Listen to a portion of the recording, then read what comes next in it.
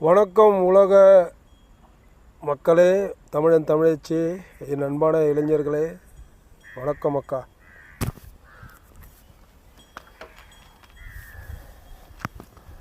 மறுபடியும் தமிழ்நாட்டை ஒரு நடிகைங்கிட்ட கொடுத்தீங்க.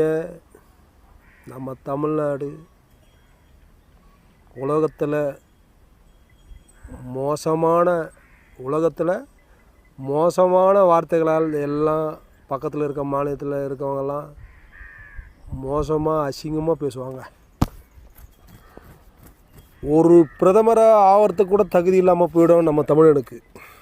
ஒரு பிரதமர் ஆகிற தகுதியில் இல்லாமல் கூட போயிடும் நம்ம தமிழனுக்கு. அந்த வாய்ப்பை தயவு செய்து ஒரு நடிகன்கிட்ட கொடுத்துடாதீங்க. ஒரு நடிகன் பின்னாடி செல்லாதீங்க. ஏற்கனவே போனது போச்சு, ஓஞ்சி போச்சு. இனிமே தயவு செய்து ஒரு நடிகன் பின்னால் போகாதீங்க. நடிகன்கிட்ட கொடுத்துடாதீங்க தமிழ்நாட்டை.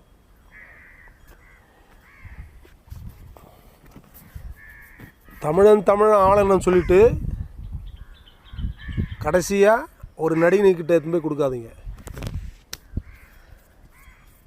இன்னைய வரலும் காமராஜர் ஐயா போக வேண்டியதுங்க பிரதமராக. இந்தியாவின் பிரதமராக காமராஜர் ஐயா ஆக வேண்டியது. அன்றில் அவர் போன பிறகு அதுக்கப்புறம் யாராவது பிரதமர் ஆகிறதுக்கு வாய்ப்பு இருந்ததா? சொல்லுங்கள், வாய்ப்பு இருந்ததா? தயவுசெய்து என் அன்பான மக்களே, தமிழக மக்களே, இனிமேல் சினிமாக்காரனை நம்பி இருக்காதீங்க. தயவுசெய்து இருக்காதீங்க.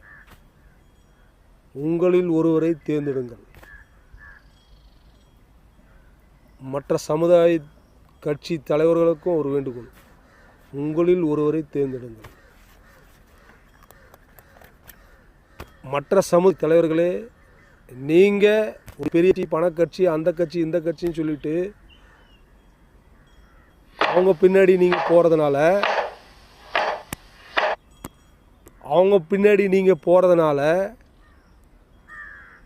பிறகு நீங்கள் ஒரு நடிகன் பின்னாடி போகிறதுனால உங்கள் பெயர் தான் கெட்ட பெயராகும். ஒற்றுமையோடு இருந்து உங்களில் ஒருவரை தேர்ந்தெடுங்கள். தயவு செய்து ஒற்றுமையோடு இருந்து உங்கள் தேர்ந்தெடுங்கள். அன்பான சமுதாய கட்சி தலைவர்களே, உங்களில் ஒருவரை தேர்ந்தெடுங்கள். இல்லையெனில் வேறு யாராவது வேறு துறையிலிருந்து உங்கள் மூலயமாக, மக்கள் மூலயமாக ஒருத்தரை தேர்ந்தெடுங்கள்.